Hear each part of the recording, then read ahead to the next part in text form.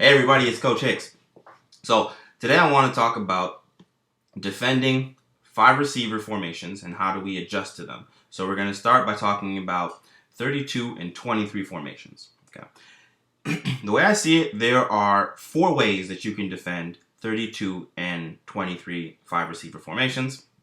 You can bump, you can track, you can rotate, or you can do nothing.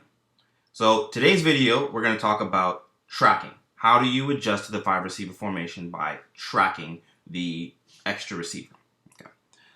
So if we take a look over here, this is typically how a defense is going to be set up for the most part before the offense comes out in the 5 receiver set. So you're going to have your 3 linebackers inside the box, and you're going to have your DBs in the surrounding areas. So then the first option is tracking. So what tracking means is I'm going to assign my best coverage linebacker to match the 5th receiver, wherever that receiver may happen to be. So in this case, let's assume it's going to be my Sam linebacker. So this can also be called the Sam adjust. And so what I'm going to do is I'm going to take my Sam linebacker and I'm going to take him out of the box. Now, how far out of the box I take him, whether I take him to be 50-50, or if I take him to be completely over the number 5 receiver, that is a matter of defensive preference or sometimes defensive philosophy. Sometimes it could even be the play call. There are coaches that if they are calling a zone coverage, the linebacker is going to play 50-50, half in, half out. Whereas if they were playing man-to-man, the linebacker is going to be completely out and he is going to be over the number 3 receiver. That's something that you want to think about as a defensive coach, and also something that you want to look for as an offensive coordinator, is that could be a pretty big indicator of what you're running coverage-wise, but sometimes you don't care. Sometimes it's, I'm going to show you what I'm going to do, and you have to stop me. So it's just something to keep in mind.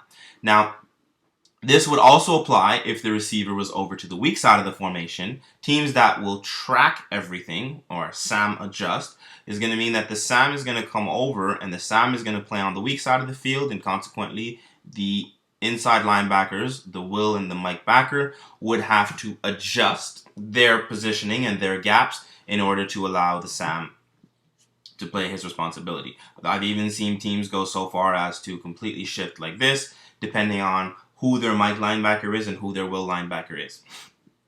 So these are possibilities, but that's basically the 2 things that it comes down to, is that you can Sam adjust, okay?